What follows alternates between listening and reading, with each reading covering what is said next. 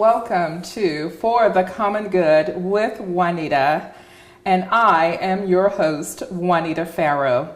We have an exciting show for you today. We're talking to Deena Pruitt about bookkeeping and accounting services for small businesses. So if you're a small business, you do not want to miss this show.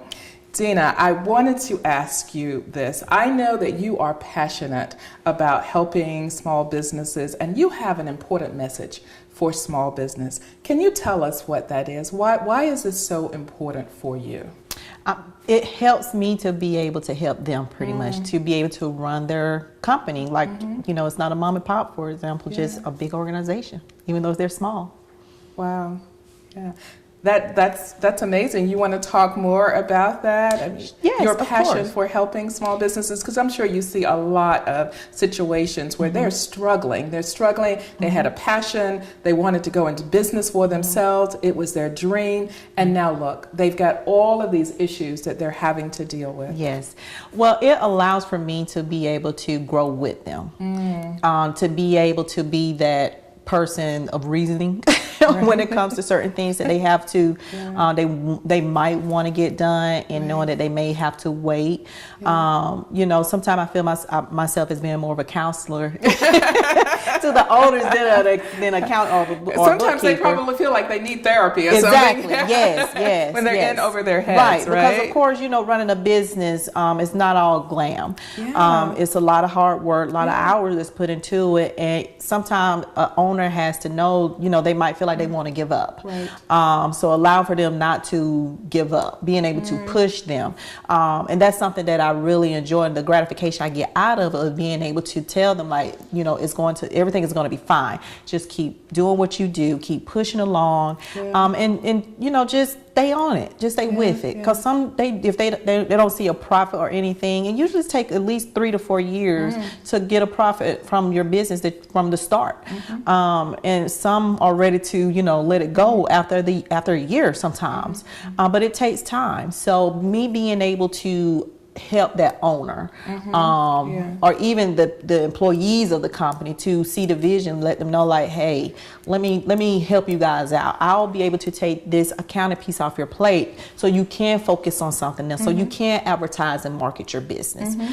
So yes, that's pretty much what I get out of it, and my passion is to help. To help them out. But it's got to be really rewarding for you, is to know that you're helping that owner achieve their dream. I mean, this is their dream, to have a business, and they want to be successful. You go into business to succeed, and then have you literally to help them with that dream is a very incredible experience. And I'm sure you're able to, as a professional, give them some advice. I mean, because you see so many businesses, you can tell them how they're doing compared to other businesses and situations you've seen. Maybe they're not doing quite as bad as they think. Right. It's like, I've seen a lot of businesses, and no, it's not that bad. I mean, there are things you can do. Right. And so you're sort of able to give them that perspective. Right. Yes. Yeah. Yes. And allow for me to be able to, sometimes do some analysis for them, to show them what the in their industry, how they're supposed to be performing. Right. And that's the whole point of being able to keep up with their books, is allows for them to be able to make those decisions on whether or not, if they need to change pricing or need to cut back in certain areas, and just seeing what the going industry rate is, pretty much. Oh, that's an excellent point. Thank you so much for that. We'll be right back.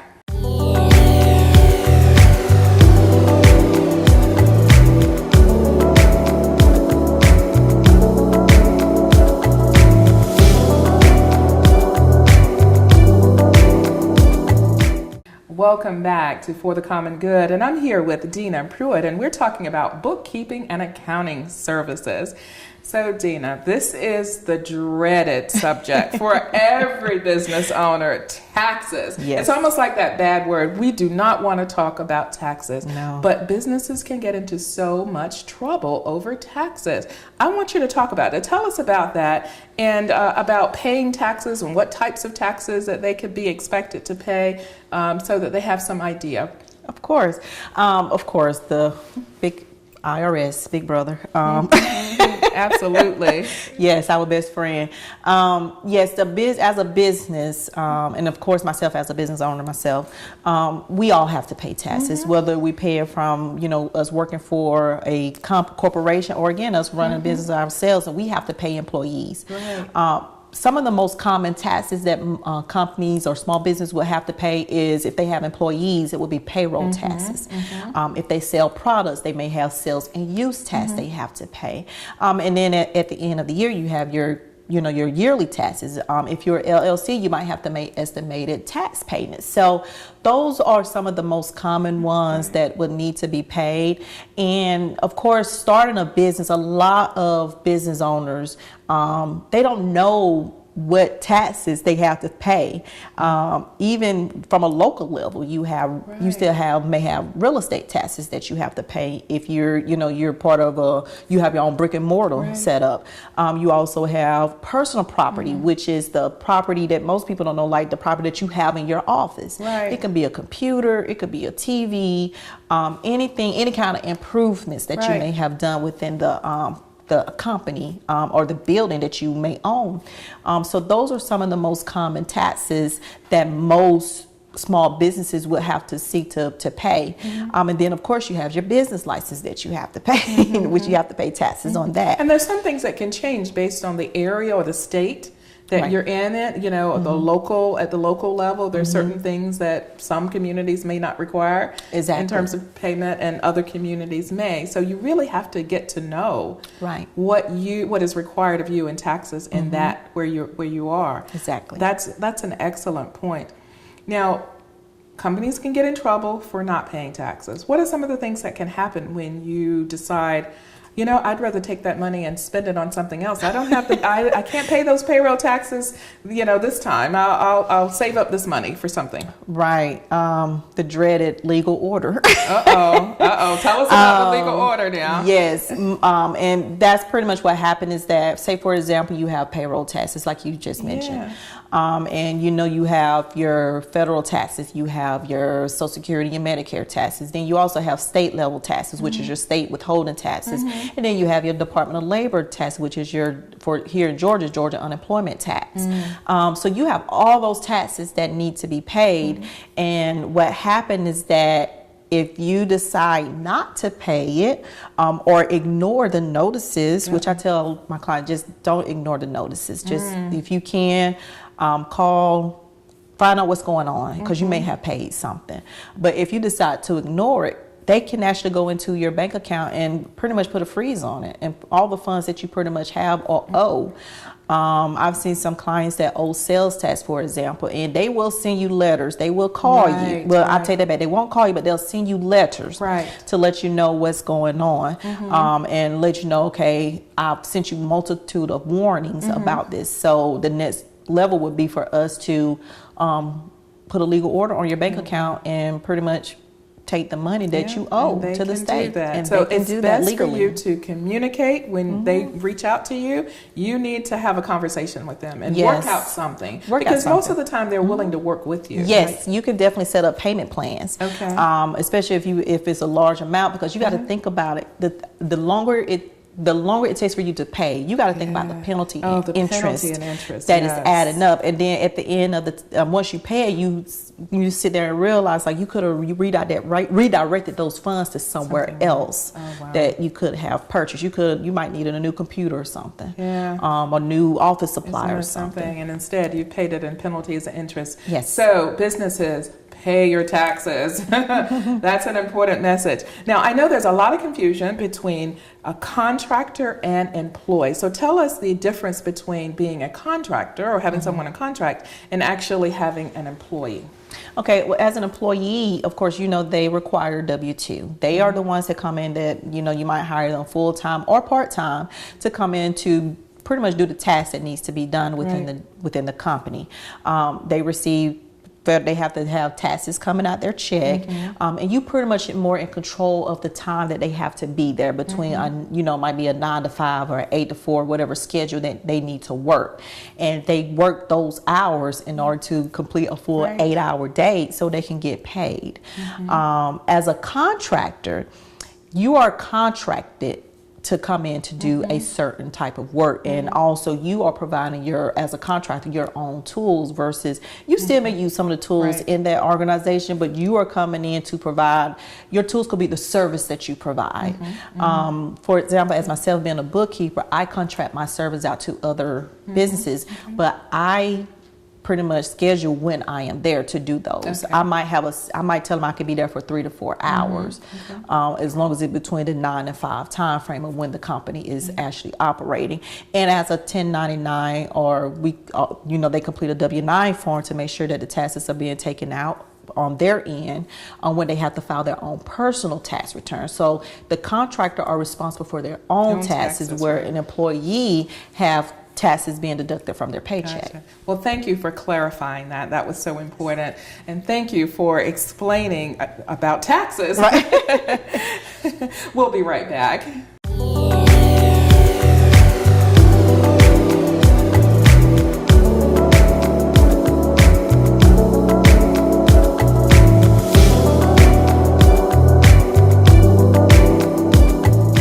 Welcome back to For the Common Good with Juanita. I've been talking to Deena Pruitt, and we've been talking about bookkeeping and accounting services for small businesses. And she's really passionate about helping small businesses and helping them stay out of trouble by making sure they have accurate information and they're paying their taxes. So Deena, I wanted to ask you, how often should a company review their accounting books? Suppose a business says, well, I really can't afford to hire someone, to come in to provide these services on a regular basis, but maybe I can have someone come out and look at our books every now and then. What would you say to them?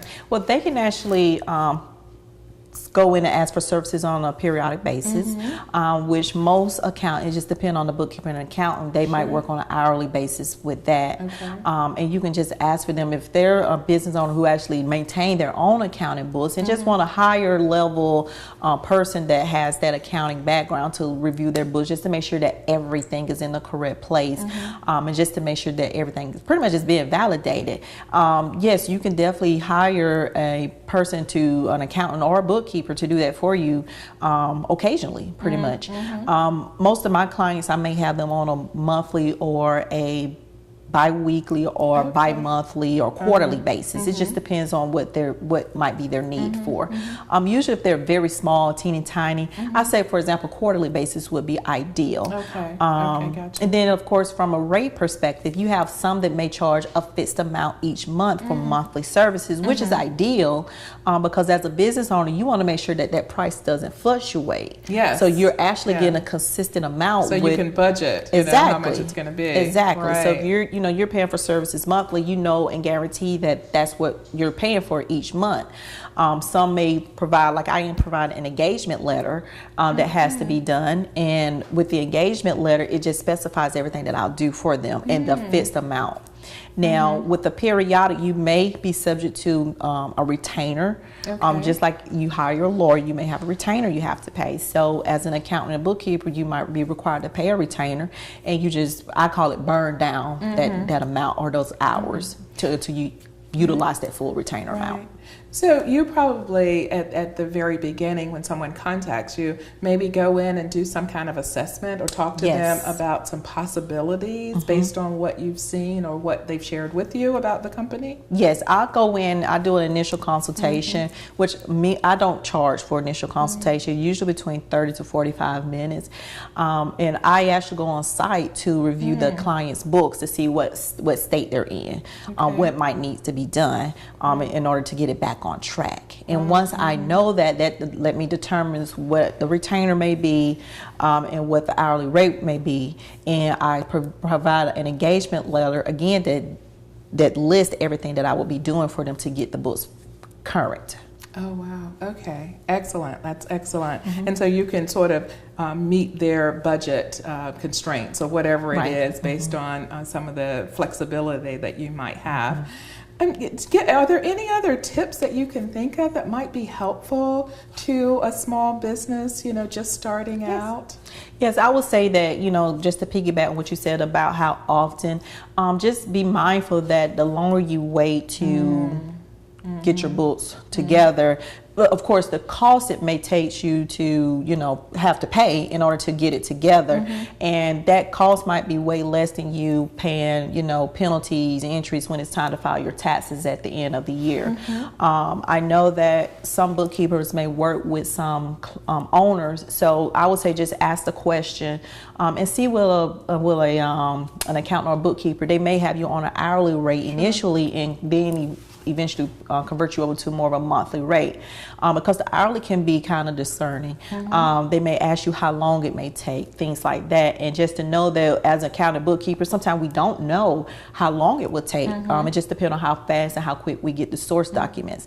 My thing is just have everything together when you're getting ready to initially seek someone to help you with your books. I wanted to ask you about this too, because one of the things that I've learned, especially with organizations, is that fraud, happens to businesses, of course, but one of the ways to detect that is to make sure it's the bank reconciliations. That's correct. And in doing those on a regular basis. Now, how often would you recommend doing those bank reconciliations? I will say on a monthly basis.